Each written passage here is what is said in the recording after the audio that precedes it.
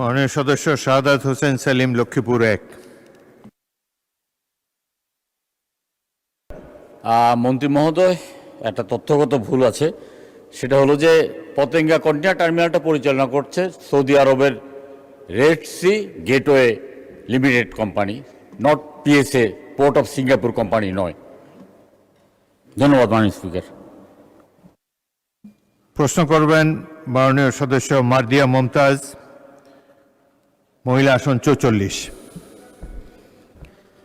মাননীয় স্পিকার, আপনাকে ধন্যবাদ। মাননীয় সদস্য অপেক্ষা করুন, মন্ত্রী বোধহয় জবাব দিতে চান, বলুন।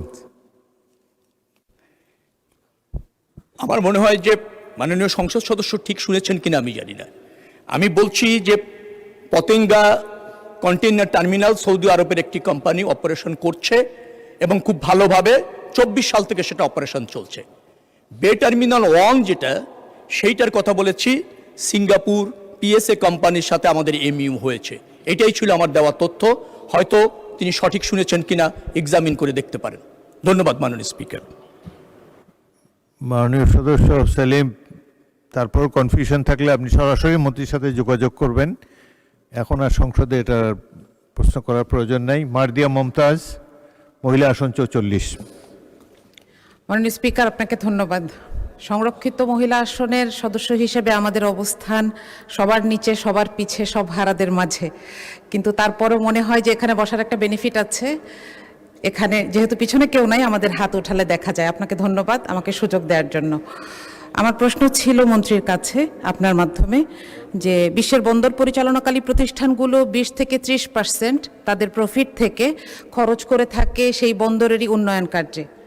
তো আমার প্রশ্ন হচ্ছে যে চট্টগ্রাম বন্দরের যারা প্রধান প্রধান টার্মিনাল অপারেটর আছেন তারা এ পর্যন্ত কি পরিমাণ মুনাফা অর্জন করেছে এবং তার কোনো অংশ কি তারা বন্দরের উন্নয়নের জন্য, যেমন ভারী যন্ত্রপাতি কিংবা সেবার মান বাড়ানোর জন্য পুনর্বিনিয়োগ করেন কিনা, অথবা আগামী বাজেটে এ ব্যাপারে কোনো নির্দেশনা আছে কিনা? আপনাকে ধন্যবাদ। মাননীয় মন্ত্রী। ধন্যবাদ মাননীয় সংসদ সদস্য। আমাদের মূলত এই মুহূর্তে ফাংশন করছে 3টি টার্মিনাল।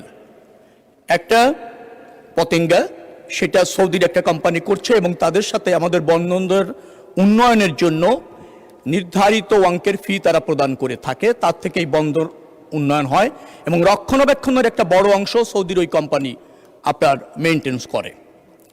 আর আছে এনসিটি এবং সিসিটি, এই দুটি চট্টগ্রাম বন্দর কর্তৃপক্ষ কর্তৃক পরিচালিত হচ্ছে এবং তারা এই বন্দরের থেকেই এটার রক্ষণাবেক্ষণ উন্নয়ন নিশ্চিত করে, যার জন্য 30 বা 40% বন্দরের জন্য উন্নয়নের জন্য রাখবো, সেই প্রক্রিয়াটা বা সেই সিদ্ধান্তটা এখানে কার্যকর হচ্ছে না। তবে যে সমস্ত কন্টেইনার টার্মিনাল আগামী দিনে বিদেশি কোম্পানির সাথে আমরা দেশের স্বার্থ রক্ষা করে চুক্তি করে মেনটেন্স করতে যাব, সেই সব ক্ষেত্রে এই প্রস্তাবনা যেটা আছে, পরামর্শ যেটা আছে, সেটা বিবেচনা করার সরকার চেষ্টা করবে। ধন্যবাদ মাননীয় স্পিকার।